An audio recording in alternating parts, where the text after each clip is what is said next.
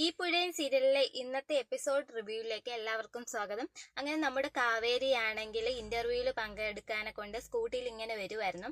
അപ്പോഴാണ് അവിടെ നമ്മുടെ വിനീതും നിവിനും കൂടി കാവേരിയെ കാത്ത് ബസ് സ്റ്റോപ്പിൽ ഇങ്ങനെ നിൽക്കുന്നത്. അപ്പോഴാണ് കാവേരി ഇത് കണ്ട് ഇവർ രണ്ടുപേരും നിൽക്കുന്നത്.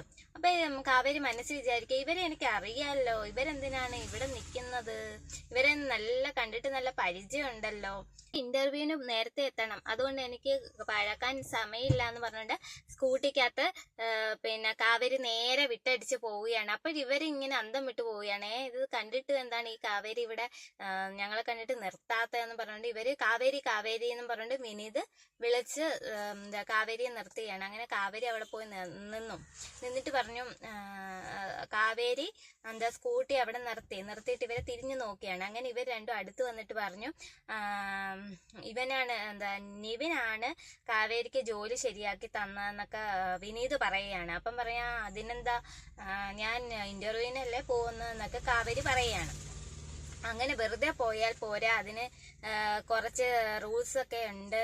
പറഞ്ഞു, അതിന്റെ ആവശ്യമൊന്നും ഇല്ല, എനിക്ക് ഇന്റർവ്യൂ ഒക്കെ അറ്റൻഡ് ചെയ്യാൻ അറിയാം എന്നൊക്കെ പറയാണ്. അപ്പോൾ നിവിൻ പറയാണ് അത് പോരാ. അപ്പം വിനീത് പറയുകയാണെങ്കിൽ നിവിൻ പറയുന്ന ഒന്ന് കേക്ക് കാവേരി എന്നൊക്കെ പറഞ്ഞ് കാവേരി അവിടെ പിടിച്ചു നിർത്തുകയാണ്. ഈ ജോലി കാവേരിക്ക് അത്യാവശ്യമാണെന്ന് അറിയാലോ, അപ്പൊ അതനുസരിച്ച് വേണം പെരുമാറാൻ, നവീൻ പറയുന്നത് കേക്ക്, എന്നാലേ ഈ ജോലിയൊക്കെ കിട്ടിയുള്ളൂ എന്നൊക്കെ ഇങ്ങനെ പറയുകയാണ്. അങ്ങനെ കാവേരി മനസ്സോടെ സ്കൂട്ടിയിൽ നിന്ന് ഇറങ്ങിയാണ്.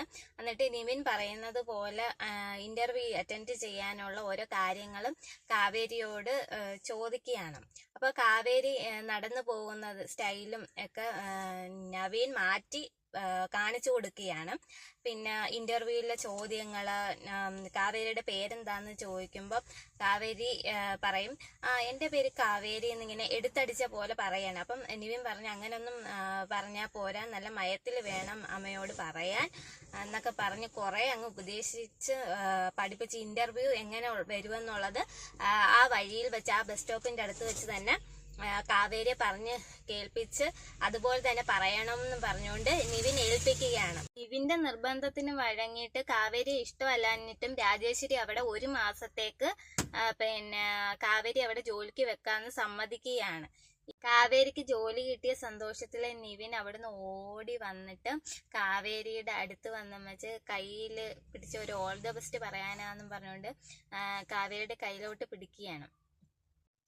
നിളയും വിനീതും തമ്മിൽ ഫോൺ വിളിക്കുന്നത്, അച്ഛനെ പോലെ നിളയുടെ അടുത്ത് സംസാരിക്കുന്ന, രാത്രിയിൽ എന്നും വിളിച്ച അച്ഛനെ പോലെ തന്നെയാണ് നിളയോട് വിനീത് സംസാരിക്കുന്നത്.